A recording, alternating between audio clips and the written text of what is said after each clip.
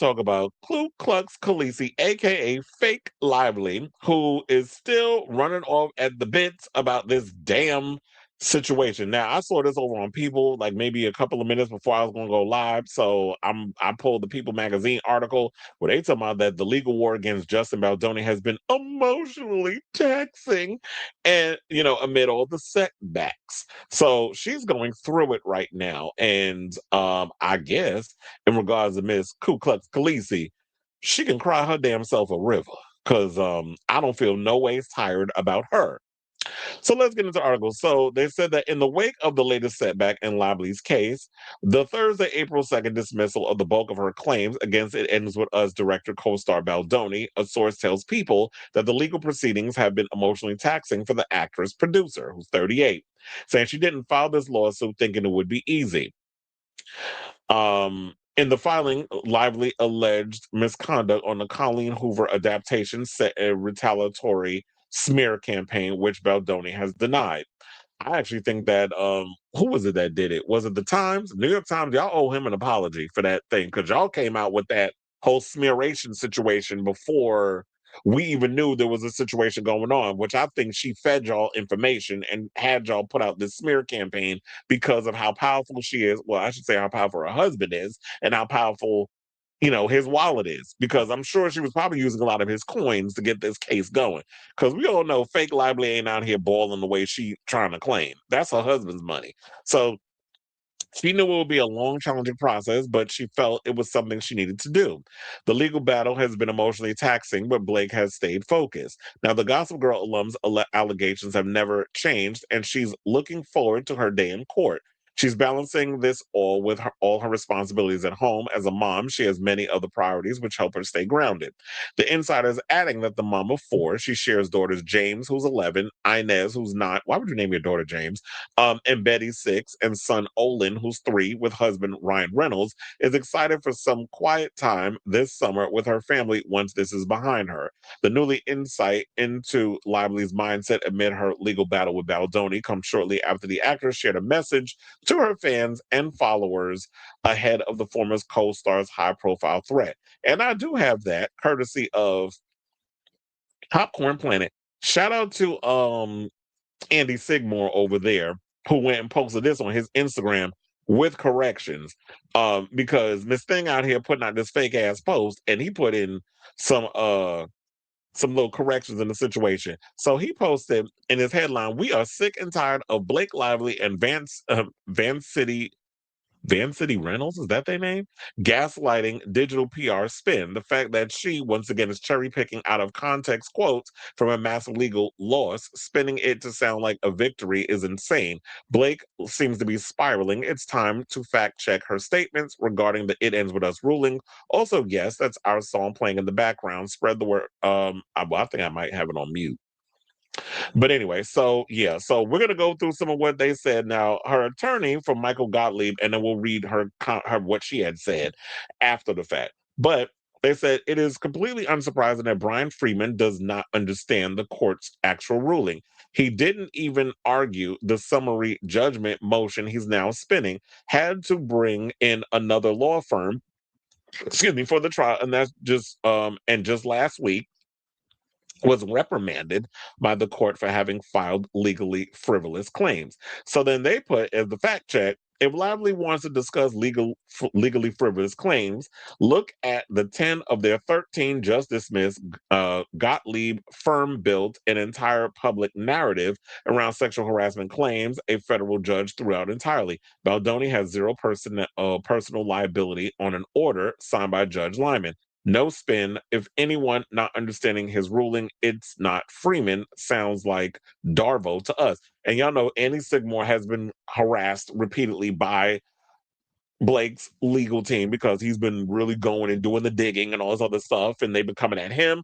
Also, I don't know how recent it is, but I saw Perez Hilton also from his deathbed was recording himself going in on Blake Lively and saying how Her team harassed him for reporting on her in this whole situation and how he refused to back down. And when he finally got a legal team that was going to represent him, they backed off. So they've been trying to use their money and the power and the influence and the fact that she's an A-list celebrity to strong arm influencers and podcasters and people such as myself. They're trying to shut us up because they don't want us reporting the real story. They want to be able to control the narrative like they did with the Times, where you could go in and feed them whatever it is because y'all are all in cahoots with each other. A lot of these companies and the media and stuff, certain people work hand in hand with certain celebrities because they want to have that access. So they're not going to come in and tell you the truth on what's going on. So they're going to try to spin it to go after the little guy, and the little guy being Justin Baldoni, because he's not somebody who has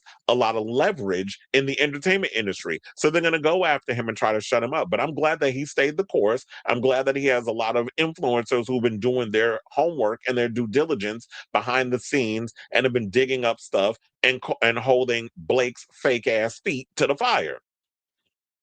But that's not all, because we got more.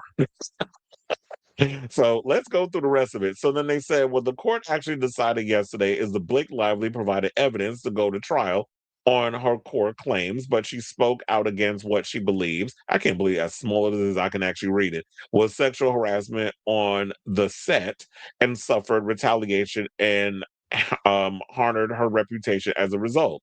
The court held in painstaking detail that Ms. Lively provided sufficient evidence of all the following, saying that she privately spoke out about and negotiated changes to on-set behavior by Justin Baldoni.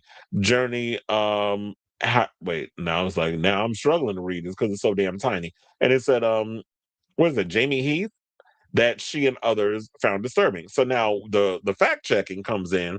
They said the court held in painstaking detail. Let's be precise. She spoke up and was heard. Her own words after, perfectly professional and sterile and lovely. Number two, she reasonably believed she was harassed, a procedural finding, not a verdict. The very next page lists incidents that would not support a hostile work environment claim. Number three, Baldoni's actual quote, the judge references, this is the kind of person that genuinely believes she's right and that all of this is unjust. That's his defense, not a confession. Number four, they crossed the line. That is the question going to trial, not a finding.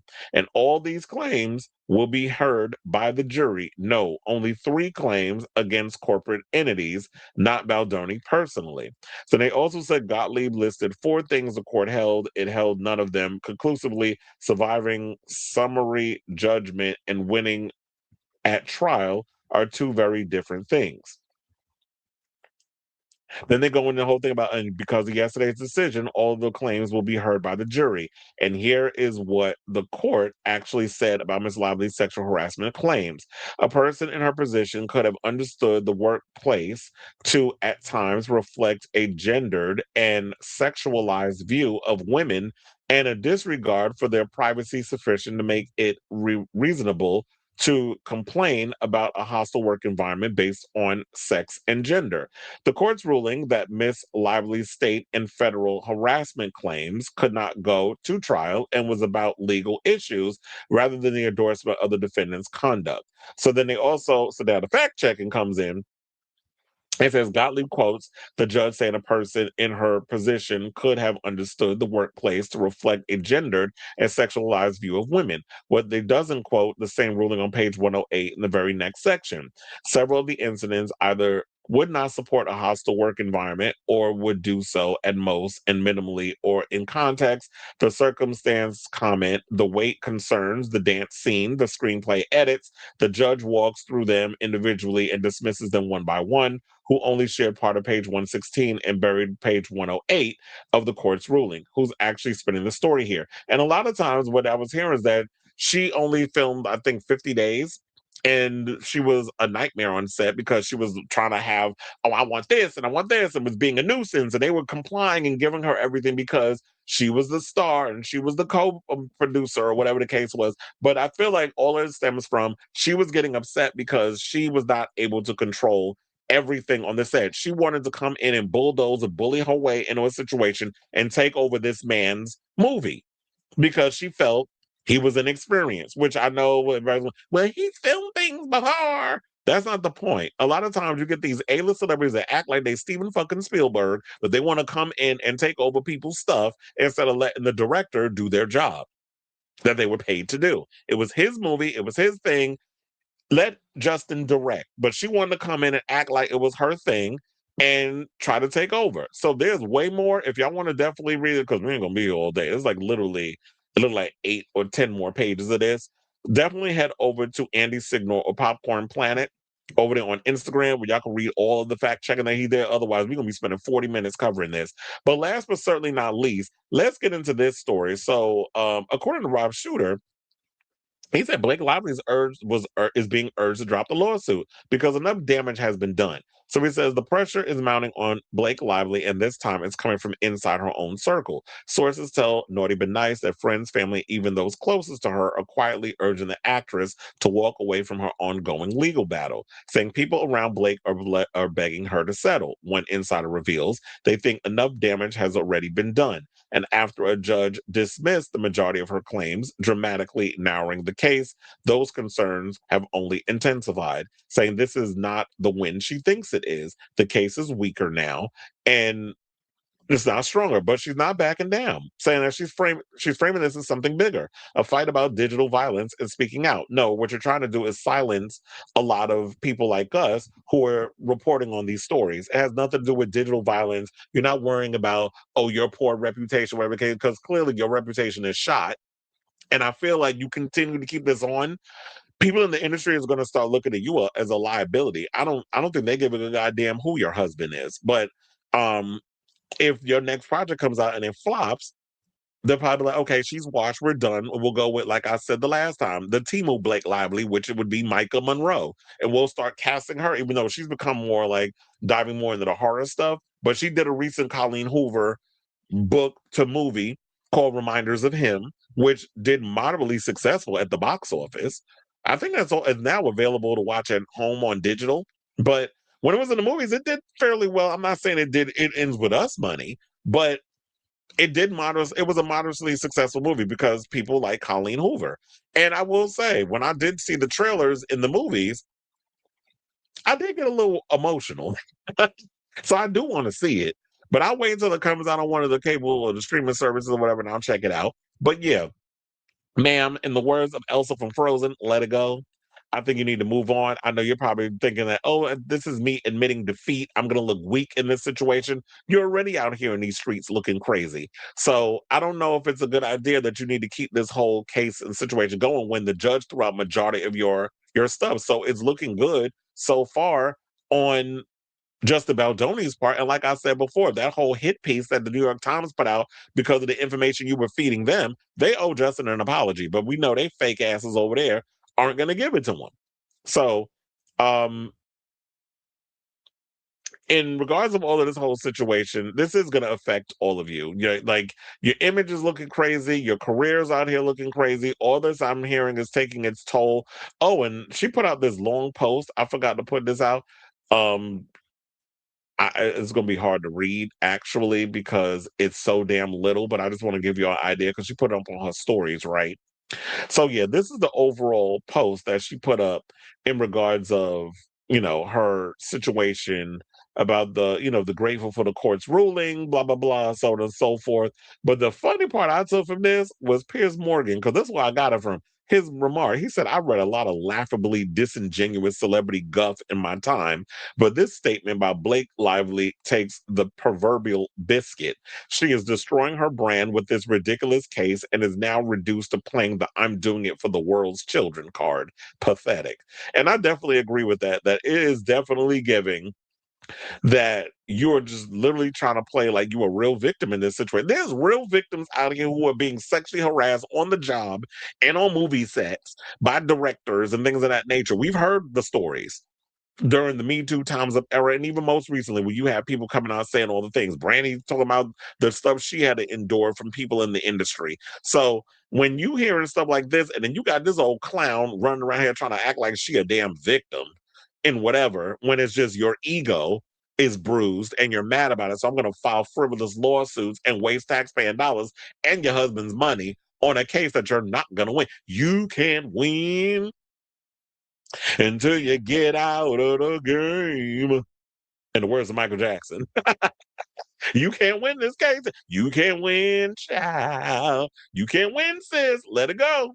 So that's all I got on this right now. I will definitely keep you guys abreast of this crazy story as it develops. But I say all of this to say, what do you guys think of this story regarding Ku Klux Khaleesi out here showing her entire ass, and she's still running around bitter and upset and trying to act like she the sojourner truth of sexual harassment because she want to be out here acting like she Norma Ray and shit, trying to start a revolution because she ain't get her way on the set of This It Ends With Us, which I'm hearing that she did get a lot of the things that she wanted, but I guess because she mad over this whole thing of Justin Baldoni, whatever dramas they had, she was still being a bit of Betty. So whatever your thoughts are, let me know in the comments down below.